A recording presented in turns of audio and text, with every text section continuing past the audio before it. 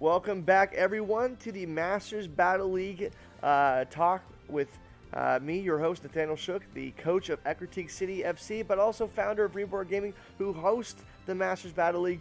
And this is kind of a weird impromptu ReBorn Gaming podcast and the Blitz talk. And we're going to go over the second half of the season, second half of the teams. My apologies. We went over the top three, or the first three that were in the draft. So we went over Dewford, Snow Point, and then we also touched on Saffron. But today we're going to pick it up from Violet City. Like I said before, I am your host, Nathaniel Shook, and it's wonderful to see you guys again. I am met here with my brother and champion of Season 2. Give it up for Cinnabar Island FC's coach, Philip Shook, the champion of Season 2. And it's awesome to have you back here. I know you're my brother, but I think also as a competitor, like it's super cool to be able to see you here and actually see you win and be able to get your input from an unbiased standpoint. That's the doggo. She's not coming in. Okay. And what I mean by unbiased is there are a few coaches that are taking a break from the season. You got Cheyenne, so the coach of the Blackthorn City team, which was, in my opinion, I think the highest rated draft team. I think so. Probably the highest rated team overall. I know they didn't win it all, but I still think that was the best, most well-balanced team out of the entire group. Yeah. And she crushed me in season. Yeah, anyway. And then you obviously have Philip, who is taking a break too, given medical reasons. Not medical reasons. Sorry, yeah. School. Yeah, school. Medical school reasons. Okay. Yeah. And so we have the opportunity now to get a kind of an unbiased look into some of these teams. And then also from a competitor's look, I want to be able to kind of give you my 10 cents as well. We're going to look at how the teams are constructed, how they were drafted, improvements that could be made, or maybe no improvements at all, and kind of give our take on it. And then we'll go into another episode where we talk about kind of the season projections, playoffs, and who's going to win week one. That's the big question everyone's going to have. So let's get right into it. We're going to get into Violet City here. Violet City is a returning team. It's coached by Jared again. He was Violet City's inaugural coach last season, had a 4-7 record. You'll see the records up there about the entire team's history, but since this is a new one, obviously it's going to be 4-7. Had a rough start with some of his, I think he dropped 0-3, came back, went 4-7, was a dark horse, got his first win in round one, went up against me in the semis, so, quarters, which is huge. For where he was, it's huge. But let's go over some of the draft here, because there's a little bit of backstory that we have to kind of talk about, and Philip's giving me we got to talk about this team, yo. We do have to talk about this team. We got to talk about this team specifically. So first and foremost, his number one draft pick, it's going to be Crawdon. Philip's like, no. Well, here's the thing. Like, I'm okay with you having Crawdon on your team, but you could have just waited. Like, no one's going to pick Crawdon in the first 3 or 4 rounds. You know, it's like, so I'm okay. Like, Crawdon, you can use it. That's fine. But, like, you might as well have grabbed something that wouldn't be available, you know? Now, this is fair. So. Last season, if you recall, he actually drafted Dusknor first. That's his baby, is Dusknor. His baby, he calls it the Dutchman. And there's a reason for that, and I love it so much. But he flipped pick 1 and 2 from last season.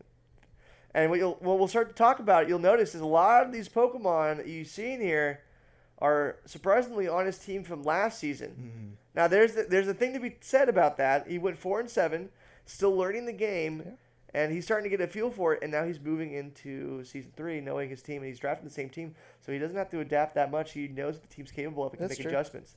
So that's the big thing here.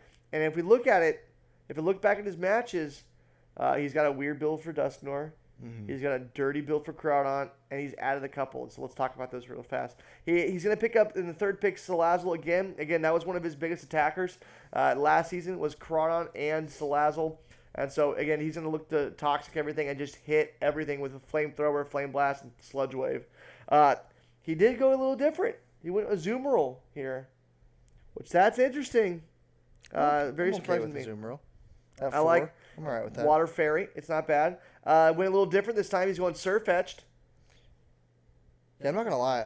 I don't even know what Surfetched does. We'll talk about Surfetched. I know it's like something with critical hits or something. Oh, yeah. It's almost... That's the only thing I You really can know. build it to where it's almost guaranteed to crit. Not fully, but it's But it almost, takes your item up. You have to use like scope lens and stuff, right? No. It's even different. It's more reliable than scope lens. So and we'll get into it's not stat wise. It's not the greatest mine. It's not that fast. The attack stat is ridiculous. Yeah. But it literally his ability. Okay. Now with that, he also picks up Lapras, I like that. which I love. He was on my team last season. Fantastic. Really Picked like up Umbreon. Like which is massive. Yeah, it's huge. Taking a learning lesson from Eric Dressler with Umbreon, having that core. Yeah. Ooh, actually, Umbreon's if you good. picked up Galarian and Weezing, I mean, you have something similar to that.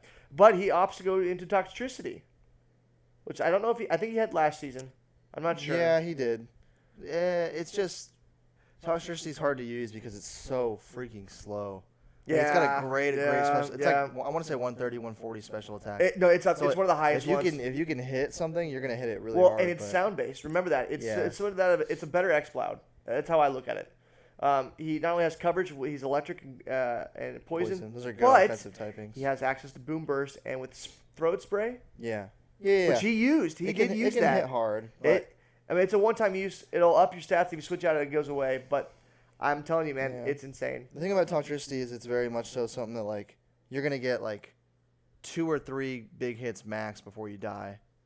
On even 3 is kind of pushing it, but it's just one of those things where like it's gonna come in and basically just suicide and attack everything until it dies because it doesn't have a speed to keep up with things. But it's again, this is an 8th round pick, so I'm okay with that. Yeah, and then lastly, he picked up Moltres. I know he's talking with one of his friends, Kai. Kai is a Pokemon connoisseur as well, and I know he's got something dirty cooking for Moltres. Again, I know honestly, he's got your something dirty. 8th, 9th round picks are kind of like, let's just see what kind of weird gimmick things I can pick up. So you know what? Yeah, Go that's for it. true. The only thing overall, like, It's just interesting. I'm not gonna man. lie, his team doesn't look great initially. But here's the thing: people can go about Pokemon in different ways. So like, you can be the guy like Alex who just takes the best things available, right? Or Jared goes with what he knows. That's what I'm bringing up. And so, to be honest with you, because there was a lot of times even last season where, like, he kind of had a weird team last season too. But it's a similar team Yeah. from last year Yeah. almost entirely. But I remember like Eric fought him like early on in the season, and I think he barely beat him by like, it was like 1-0. It was 1-0, and it's because this is my favorite story because I wish I would have videotaped this one. It was his Crawdont, and it was his Dusknoir. Yeah. His Dusknoir he has that one ability, I think Iron Fist or something like that. Yeah, I'm not sure. So he had all the elemental punches. He had all that. He put an assault vest in that thing, Sure. which I don't think he knew because Como, if you're not expecting that, you get slapped with an ice punch. Not fun. And there's a couple other moves that he had in there. And I think Toxtricity also did another thing. Like it's crazy. Yeah. It's crazy to me. So again, like I said, there's 2 different styles you can go at. And so like his style is obviously like he uses what he's familiar with. And honestly, in a lot of ways, like knowledge of Pokemon is a lot better than just having good Pokemon. So if he knows his team well, like you can pull off some upsets that are pretty nice. And he did that a lot last season. So it's not like if you're looking at like if you want to break Pokemon down to a science, this wouldn't be the team you would draft. But sometimes people play differently, and it works out for them, and he's shown that works in the past. So, more power to him. Like, I'm not going to really... I like his middle picks. I like Azumarill. I like Lapras. I like Umbreon. So, like, those are, like, the big things I would say. So, yeah. Salazzle's actually a really good special attacker as well, so, yeah. I'm actually going to let my dog in for a little second. She might be a little excited. But if you had to make improvements to this team, to kind of do something similar to what he already has going on, what would you do with it?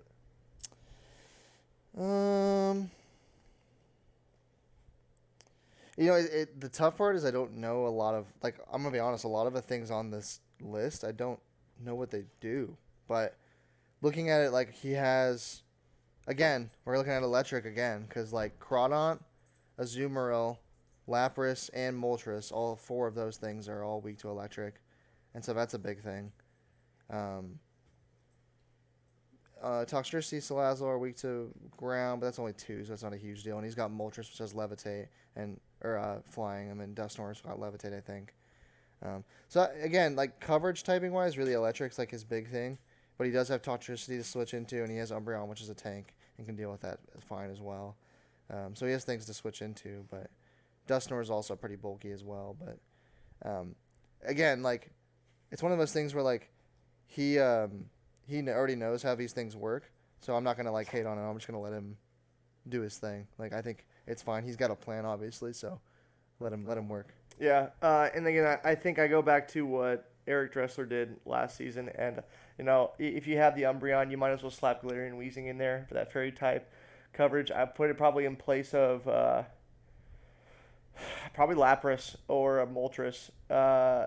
Honestly, now I know he's made some changes to his team, and we'll get into the waiver pickups, but I think it's okay to have that core there.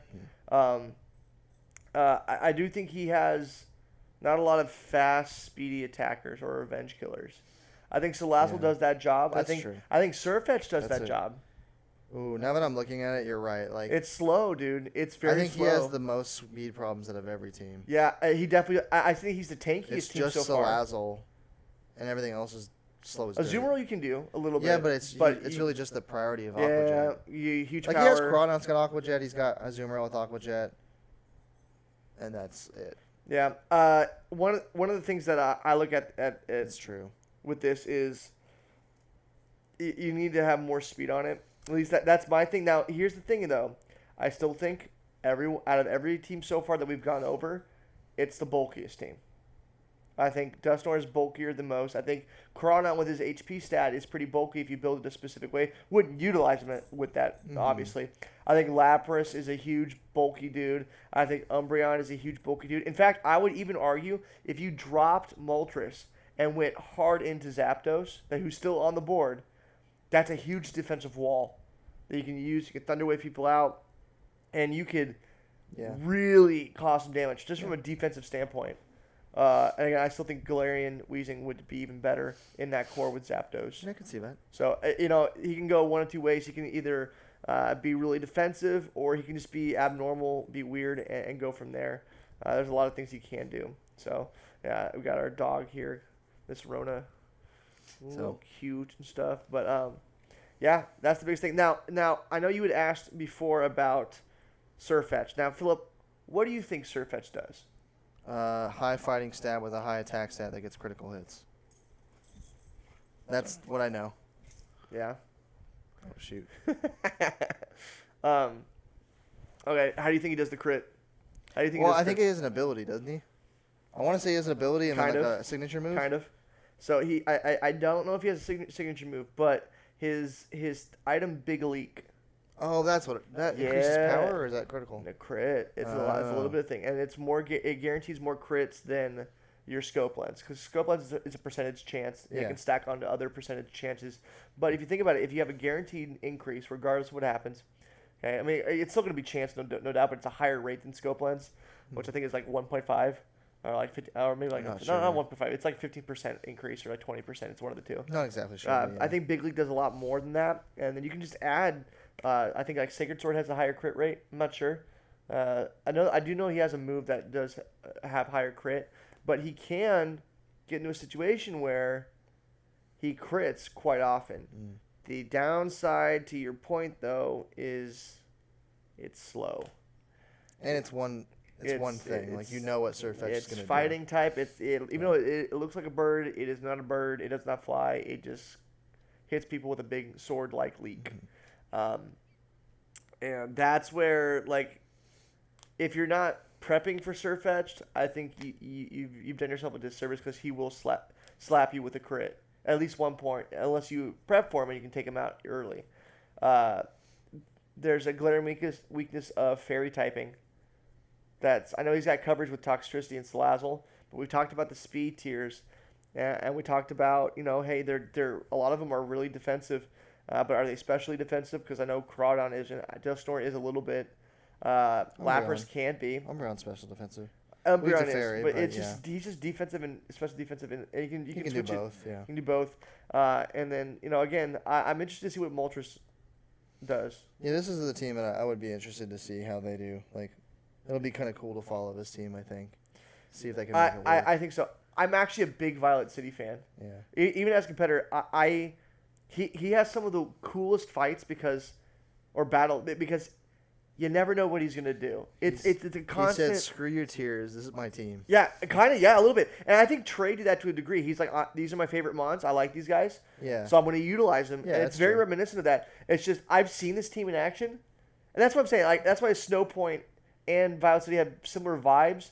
I've seen Violet City, and so I'm assuming Snow Point will do the same. But Violet City can be really scary because if he can live and just get one hit in, because remember, Crawdon has adaptability.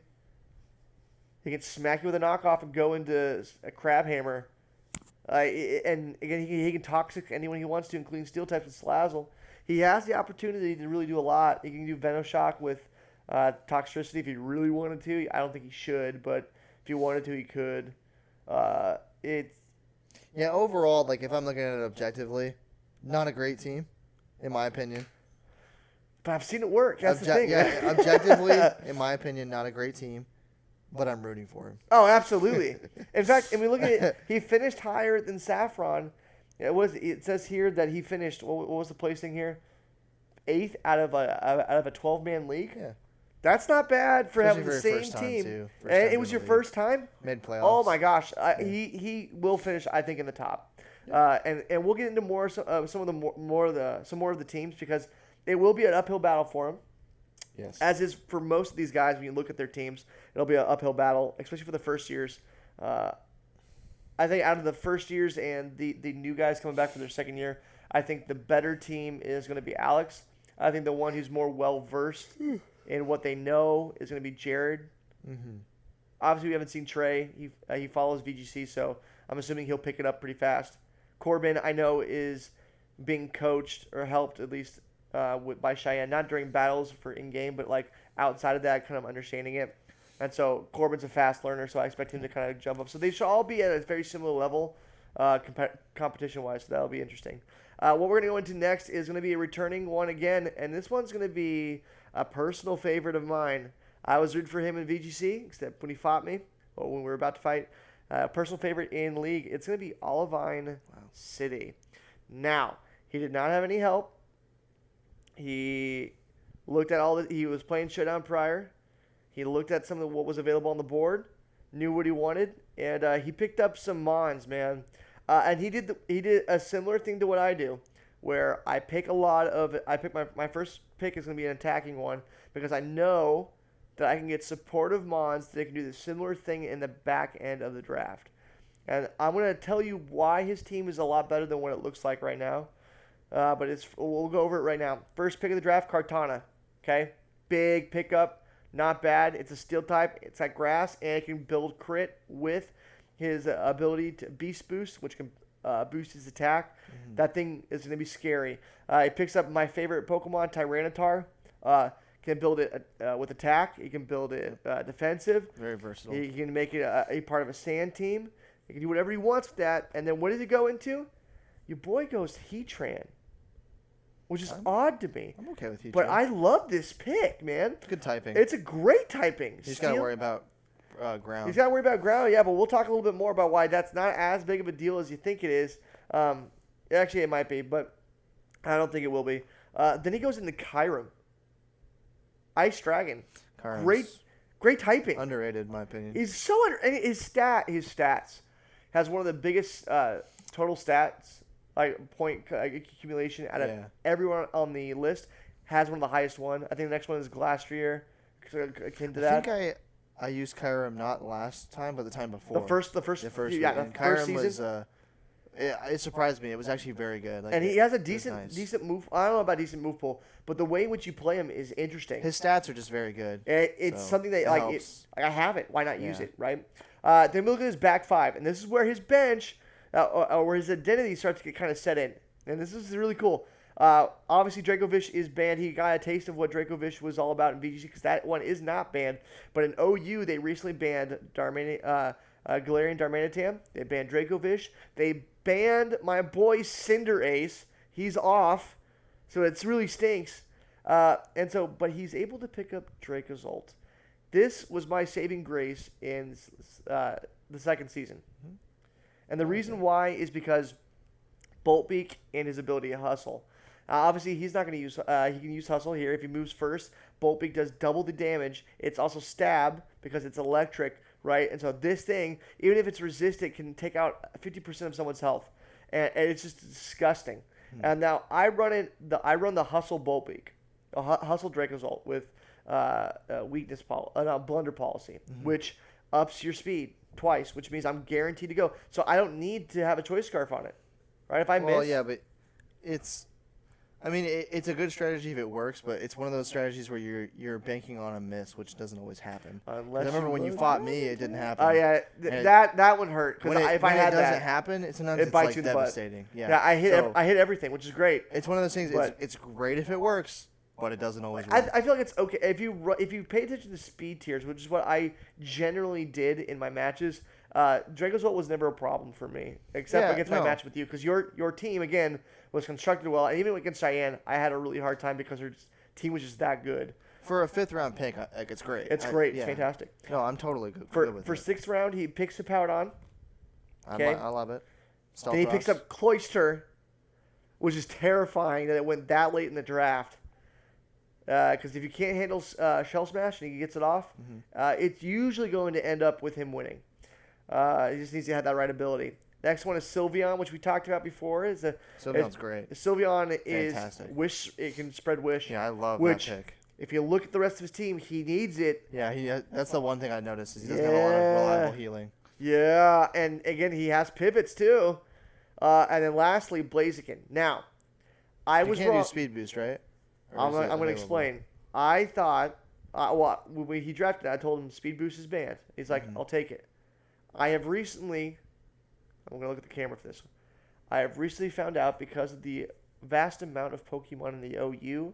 They allow it? They're allowing speed boost. Good for him. So, Michael, speed boost is good. I'll tag you in this.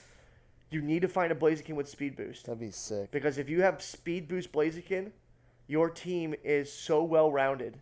Well, even now, looking at it, this might be my favorite team, I Now, think. the only thing that I have against your team, Michael, as a competitor, if I run everything physically defensive, I'm probably going to wall you out. Yeah. I'm going to wall you out. The only thing, Dracozolt's physical, right? Dracozolt's all physical. So he's really Kyurem's special. He has to run Kyurem special. Cloyster's physical. Kind of. Yeah, that's and true. And Sylveon, because of your team, you have to run a support Sylveon. That's you can do true. a little bit. You can do Pixelate with Hyper Voice. That's a good point. But it's all physical, my dude. It's all physical. Now, honestly, I did it last year. I ran almost all physical team. I had Gengar and Gardevoir. Gardevoir is more supportive. So I'm actually I'm interested, Michael, in what your team's going to be. Because honestly, it's scary because if you're not physically defensive, you're going to get steamrolled. Like, this team is meant to steamroll. It's meant to set up and steamroll you. Yeah, now, Philip, can I share with you why this team is even more dangerous than it looks? Sure. Guess what ability Dracozolt also has aside from Hustle? I don't know. Sand Rush. Oh, with Hippowdon? With Hippowdon and Tyranitar. Dude. Yeah! That's what I'm saying! So, Dang. I want to play this. I want to roll this with you right here, okay? That's nice. So, again, I like Hustle because of the extra damage boost, but if you want guaranteed double damage from Bolt Beak with speed boosts, not only can you run Blunder Policy, which you can if you want, you don't have to, but you are pairing it with Hippowdon, who does Stealth Rock. You can designate Tyranitar into an attacking one or defensive, right, with a dark and rock type. Okay, you have coverage there. Bro, you are literally setting yourself up for a Dracozolt Blitz, and it's terrifying. Kartana and Heatran are also resistant to the Sandstorm, so that's nice. That's just an extra little nice thing as well.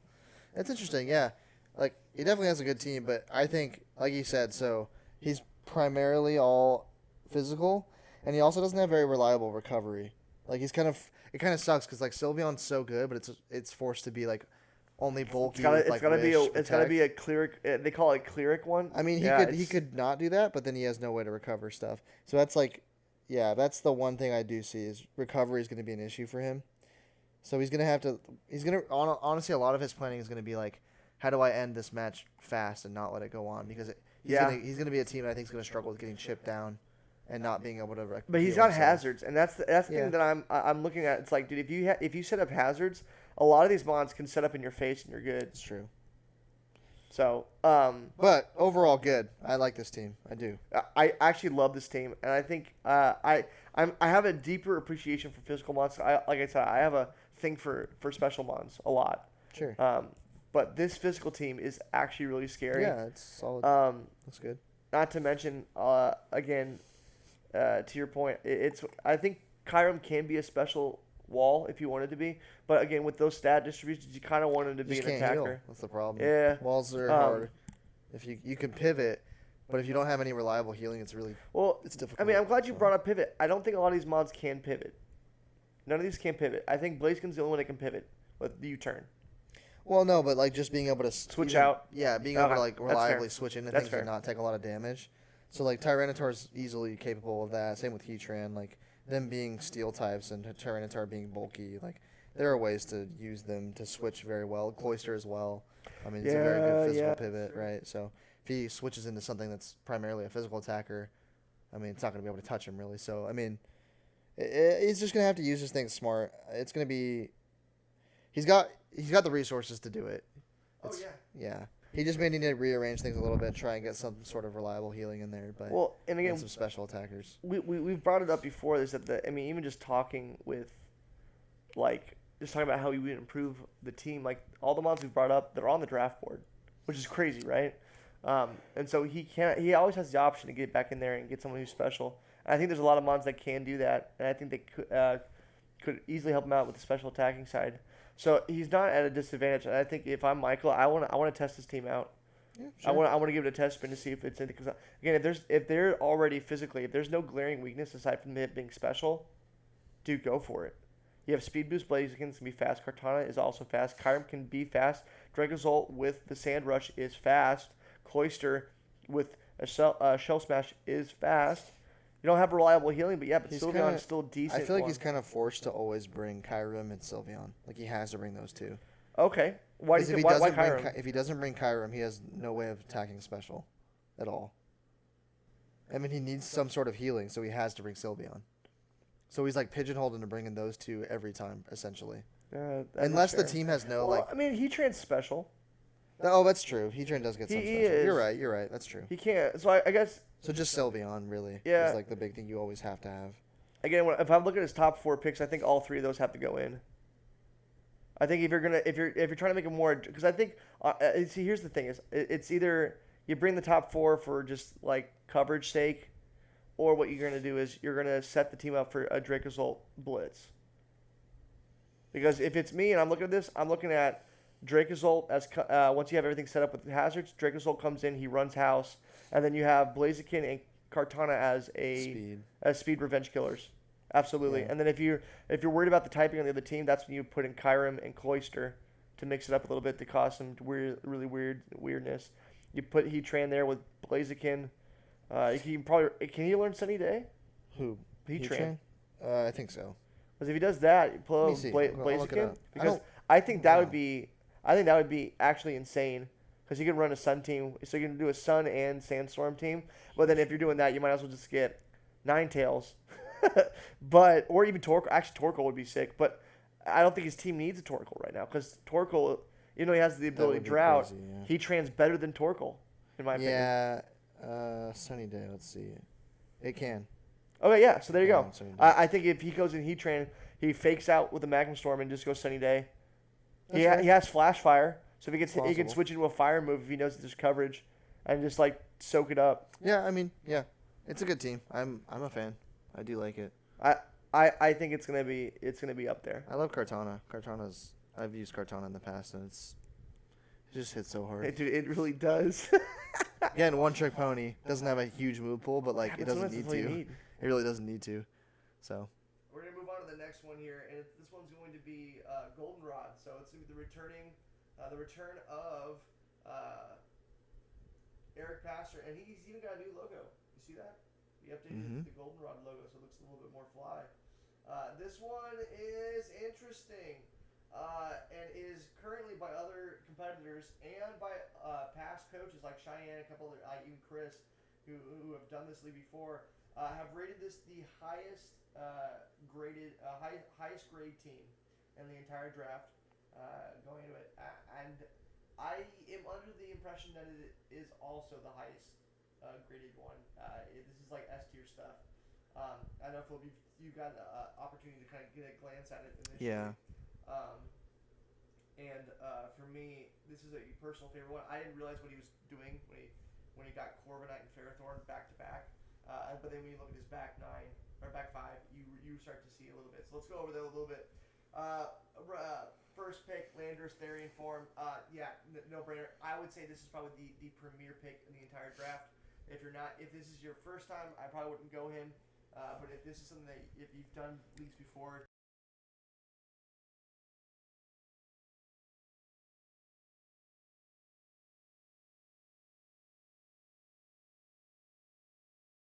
It's got to intimidate. Yeah, he's not intimidating. That's a huge thing. He's premier, one of the best intimidating mods ever. Then he switches in and goes into two defensive mods. Now we see this a lot with. Oh, I'm muted, so I'm going. Sorry about that. Let me start over. Jeez, sorry about that, guys. So he picks pick one. He picks Landorus Therian form premier. This is the premier mod. It is, in my opinion, the best pick in the draft. Especially for those who are experienced. For first-time league guys, maybe not so much. But for me, this is the premier first-round pick for what it can do. It again, Philip, you mentioned it before. It knows U-turn. It knows intimidate, has her base, earthquake, stealth rocks, everything. Can do a lot. Can do a lot of things. Then he goes into two defensive mods. This is a very stereotypical move of Eric. If you look at his past drafts, whether it would be in Season 1, Season 2, even with VGC League, he usually uses a lot of his first-round picks for defensive pivot mods for hazards. And he's doubling up on that right here. So Corviknight has the hazard control if he doesn't want to go that route. But given his ability and what Corviknight is there for and his defensive typing, it's actually a very big thing. It's a better Skarmory in all intents and purposes. On top of that, he picks up Ferrothorn, which he always drafts. There's never one draft where he does not pick Ferrothorn. Excuse me, I had Ferrothorn last season. Didn't I? No, Eric did. I not? It was it was the season before. You're right. Season 1 you had Ferrothorn. Correct. That's right. And he got pissed off because he slaps his laptop. He's like, that's right. I wanted to. That's right. He did have Ferrothorn. Exactly. So he had Ferrothorn last season, which set up spikes, hazards, rocky helmet, iron barbs, power whip and knockoff. Like it's really, you can run leech eater toxic. Usually you're probably going to do toxic, and then you start seeing him slowly come out of that. And he picks up Tapu Lele. That's a huge pickup. Now, Tapu Lele is big because if you set up hazards, he can swap into Tapu Lele. And just click Psychic forever. And click Psychic forever. Psychic Terrain. He's got I think Tapu Lele has 120, 130 special attack. Yeah, and automatic Psychic Terrain. Psychic Terrain, so boosts it. Just hits so hard, dude. It's scary. A lot of people say, oh, he's more defensive. I disagree. I think This was something, the last game, it was banned in Smogon. It was like the first thing banned because it was so freaking good. It was. You just came in there and you just hit Psychic and you won. Yeah. So it's really good. I love that at pick 4. And then it continues. Yeah. It continues. Pick 5, Tapu Fini. Now, Tapu Fini is a premier. I believe it's not a premier defensive one. It's a premier cleric or a hazard preventer. Yeah. Misty Terrain is going to prevent them from putting any status effects or any type of terrain down. This is huge because it allows him to set up, and he can do whatever he wants from that point on. He can switch between Tapu Lele and Tapu Fini, and they're going to have a lot of synergy with that. Goes into Dragonite, which is one of your personal favorites. Yeah, I do. He saved you a bunch of times. Has extreme speed on it. Dragon Dance, multi-scale. Multi-scale, that's what it is. Woo, boy. Man, that's huge. It's good. Now look at this. Picking up Rotom Heat. Now he's talked about Rotom Heat before. He usually likes to run Rotom Wash, but Rotom Heat gives him the opportunity to do what, Philip? Well, Volt Switch. But what Volt Switch, Overheat. Those are like the main things, really. Yeah. Thunderbolt. And honestly, knowing him, Will-O-Wisp. Yep. You know what's funny? I'm going to let you guys in on something. While you guys were drafting, he got to this point and asked me, he's like, I need an electric type and a fire type. What should I get? And he showed me the draft board, and I was like, well, Rotom Heat's both of them. Yeah. So this pick was actually because of me. Oh, okay. He did text me during the draft, and so I thought it was kind of funny. I think Rotom Heat is a good pick. It's an interesting pick. I typically would not go there. But again, having a Rotom is actually super important in this type of a format. And then we look here. Next one up is Mew. Mew is amazing. Mew is amazing. Late round pick. That's like Mew is everything you want in a late round pick because it's like I'll just take whatever I want. It can learn any move. Any move, yeah. It can literally do anything. You want to have like a weird one-off Smurgle? I can do that. Mew's literally the best late round pick.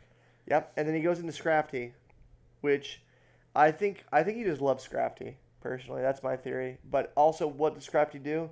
Dude, he can hit knockoffs like crazy, and he can deep up. So Bulk up. He's got decent typing. Yep, decent typing. Drain punch. Yep, and I think it's neutral against Fairy. No, it's not. It's double. 4 times. He's a big My fairy. bad, sorry. But he's got, think about it, he's got 2 fairies and 2 steel types on his team. So he's got he doesn't pivots. care about it. He's He fine, doesn't care about it at all. One thing to also note here is, and this is mainly not mainly, this is always how he runs his teams. It's hazard status heavy. Mm-hmm. Oh, yeah. And that's all he does because he knows that if you're not paying attention, that's going to chip away and you're not going to have any answer to it. And so, Yeah, no, this is a super balanced team. Like, it's obviously leans more on the defensive side, but he's definitely got things that can hit hard. Like, I mean, obviously Tapu Lele hits insanely hard, but like Landorus can be everything. Can be a tank. Can also be more than a tank. would you make any corrections to this team? I don't think he needs to. I don't. Not really. I don't There's think he not a does big either. thing I see that like comes. At this point, he's got all of his bases covered. It's more of like if he just prefers something else, then you can go for it. But I don't think he actually needs to change anything. I think this is like well balanced. It can deal with pretty much everything. Okay. Yeah. I mean, I'm kind of under the same impression too. I mean, it's interesting that he has 2 Tapus. I don't like the overabundance of fairy. It's not even an overabundance of fairy type. It's only 2. Yeah, it's only 2. Yeah, dude, this is actually a really solid team. I mean, all around he's got pretty decent. I mean, The Scrafty one's weird, but I'd pick 9. I think it's fine. Scrafty can wall certain things Now, very well. I will say, and this is just my thing, because again, I think it's good to have both a physical and a special sweeper.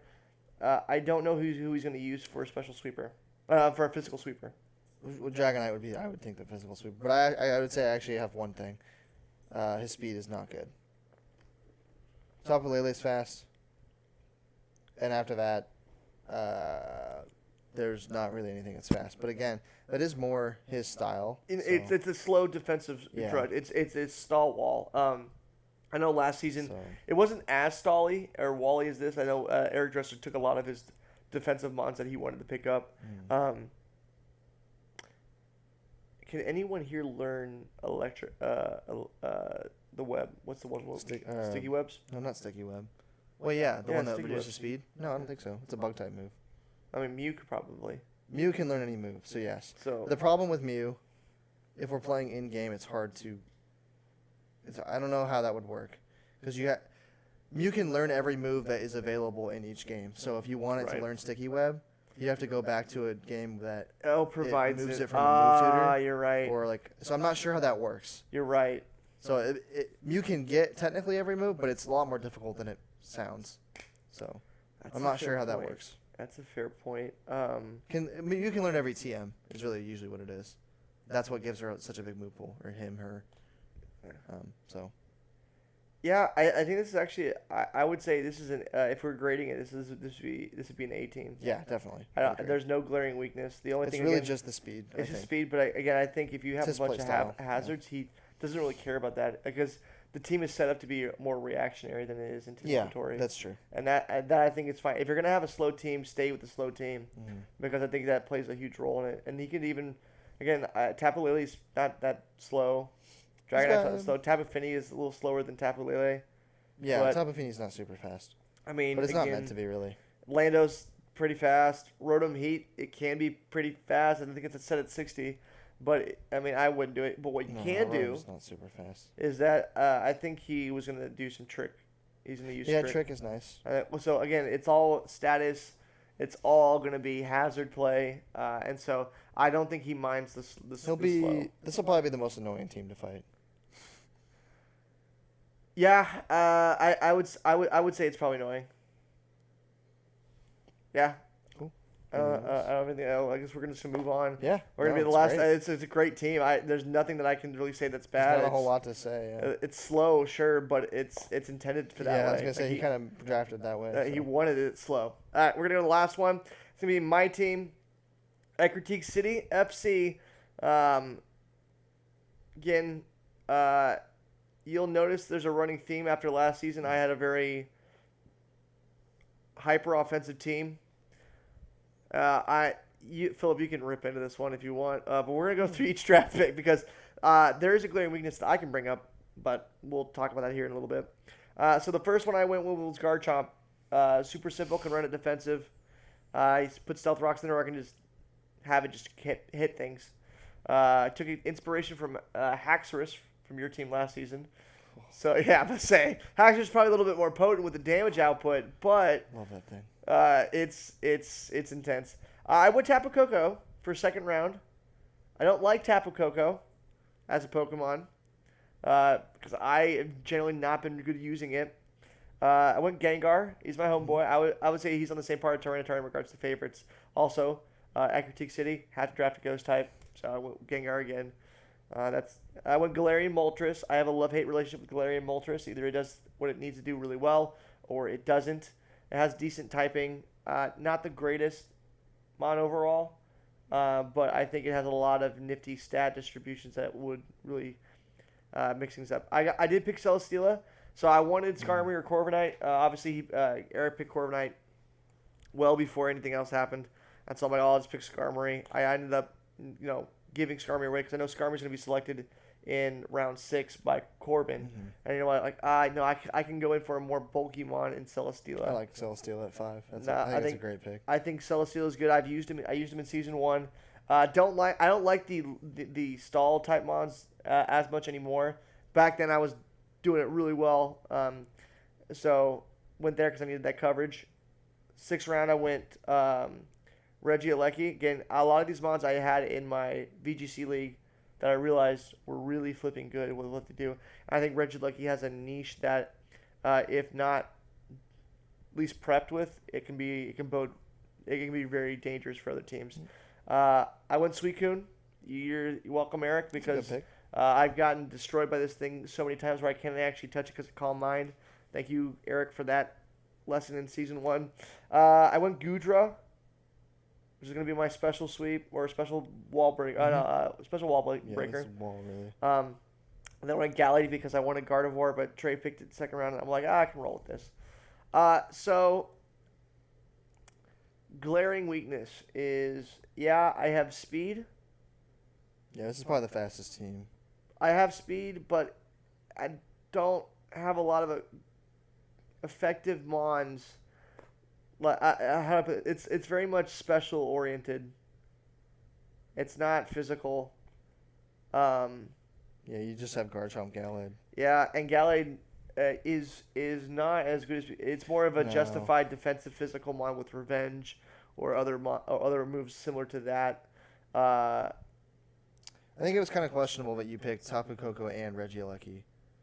Yeah, because I think Regieleki is a better electric attacker, but Tapu Koko gets like electric terrain and also fairy typing. So if you already had Tapu Koko, I think you should have probably went a different route. But that's a small thing. You could probably trade Regieleki for something, honestly. I actually don't think I could. It's so good though. I think the reason why I went Regieleki is because I knew halfway through the draft, my team is the fastest mon. I'm picking up a lot of fast mons. And if you remember, Electro Ball is damage output is based on the difference between speed. Yeah. Regieleki is the fastest mon to ever be created in Pokemon. Right. At base 200. And so for me, it's like, okay, I can draft him in. That's something where if someone's not paying attention, I could smack him with it. I'm not saying we're gonna bring him every season, every game, but here's the problem. His move pool sucks. I'll be real honest with you. Well, it will be kind of interesting for you to use him with Tapu Koko's electric terrain. I agree with that. So, that would be interesting. That's actually maybe not a bad idea. Because electrics, you just got to be tough. If you fight someone who has a ground type, that is annoying. But if they don't have a ground type, I could see you kind of tearing through with electric terrain with the two of them, to be honest. So, that's actually maybe not that bad, now that I'm thinking about it. Because I always forget he gets the terrain as well. Is there anything else you would change? Again, you don't have a super good amount of reliable recovery. But, again, this is kind of as opposed to Eric's, where Eric went wall, you kind of went just more offensive. You do have you have walls, but they're not walls that recover really. They're more of switching something set up a little bit, so. I'd agree, and I think the way I even play Goodra is. Yeah, Goodra is just I'm gonna be honest. I'm slapping a salt vest on it. You don't have a lot of defense. You have special defense, but you don't have a lot of defense. Yeah, It's I like think the only Celesteela D is kinda. Celesteela. That's it. But even Celesteela is like a lot of times people make them special defensive. You can make it defensive, but Well, yeah, and I think the reason why is I think a lot the more. weakness is electric. Yeah, That's a big is reason why. electric. You also have Gudra, who's special defensive. Yeah, Suicune can be defensive because Yeah, of can be. Scald. If you can get a burn, but Well, you it's shouldn't got be. good You defense should. stats, but Yeah, but you shouldn't be relying on a Scald burn. That goes back to that's battling 101. You shouldn't be relying on a probability chance of you getting a burn off like a 10% chance or 30% chance. Sorry. But again, a lot of Suicune's weaknesses are special, so that's why they make them special because it's like electric. And Yeah, grass, that's true. you know. But yeah, again, I went with my top 3 picks were offensive. Yeah. Garchomp can be defensive. It really can. Yeah, You pop yeah. Rocky Helmet, rough skin. It's not like it's Premier. It's gonna wall things out. Yeah. It's just there like, hey, I have enough time to set up South Rocks. You have to think twice about hitting with a physical move, and I can do Swords Dance to help out with that to scare you off. Yeah, I don't think it's like you're gonna like this team's gonna be fine. It's just you're gonna have to play fast and try and take things out very quickly and not let them go on for a long time. Yeah, it's very reminiscent of last season where, granted, I had the luxury of having Cinderace and Galarian Darmanitan, which it's not surprising why they're banned. Granted, Cinderace is more banned because of Libero, but also people because of certain typings. Because of Galarian Darmanitan, you have to run a Cinderace to be able to counteract that or do something with it, because it also has Court Change, which just eliminates all hazards, which I loved because it made people think twice about setting up hazards. I can just Court Change, like, oh, you're done? I have heavy duty boots on them. I'll Court Change. You gotta deal with it. And since if no one has a Defogger or any Rapid Spinners, like, it's over. I will say Regieleki does have Rapid Spin. That's good. Yeah, that is nice. And you can run him as You'll need that for Galarian Moltres. Yeah. But honestly, you don't have a lot of there's not a lot of Pokemon you have that hazards are going to be an issue for you, really. Well, they don't really care about hazards. It's literally just Moltres, really. I mean, so hazards aren't a big deal for you anyway. So it's like, right. But I actually kind of, now the more I think about it, Tapu Koko with Regieleki, actually that pair could actually tear through certain teams. So like Corbin's team, who has like 4 or 5 that's weaknesses, fair. like, That's fair. Bringing the 2 of them would. And Gengar can learn Thunderbolt too. Like, I don't know. There's a lot of... So, it can work well. Like, you're going to be able to... This team will destroy some teams and then struggle versus others. Yeah, again, if we're looking back at the other teams, I've already done a couple mock battles with Michael. And even though I won most of those, it's... If I do it incorrectly, I lose that match pretty hard. Because he's got a lot of those ground types. Alex, if he utilizes his Dragon types in Excadrill, that's a little scary. And honestly, I've tested this. Rillaboom actually... wrecks my team. Rillaboom outspeeds a lot of my mons by the way I've set them up. And then Eric's team, there's no way. I think Eric's team is a hard counter to what I'm doing because I can't break through those walls.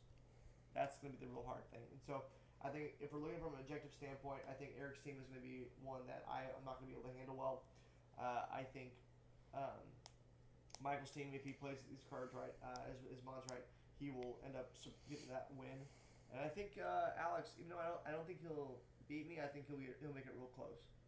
And then I don't know about Corbin's. I think the electric thing, I'll definitely bring double electric. And then Trey, I have no idea. I have no idea about Trey. I'm a little scared about Trey because I don't know what he's gonna do with his mons. And like I said, I don't have a lot of walls that are gonna be able to physically take a lot of those hits that he has. So that's my only 2 cents there. It's definitely a fine team, though. There's little things you could do here and there. You just need a little bit more defense, I think. I realized I was muted there, guys, but hopefully you picked it up on Philip, so sorry. But yeah, speaking of matchups, that's what we're going to talk about next episode. We're going to go over the next matches. We'll prompt the question of week 1. We'll give you some of our mid-season, our mid-season projections, where they're going to be in the middle of the year or the season, and then see where our playoffs are going to lead it up into. And talk about some free waiver pickups, which happened recently, and I think you'll enjoy what happened here. So with that being said, you all have a fantastic day, and we're going to see you when we talk about matchups, where we think teams are going to go, and the first week of waiver wire pickups. So take care. This has been Nate. We're signing off. Philip, awesome having you here, and he'll be around for that discussion as well. So take care. Have a wonderful day. we'll talk to you here in a bit.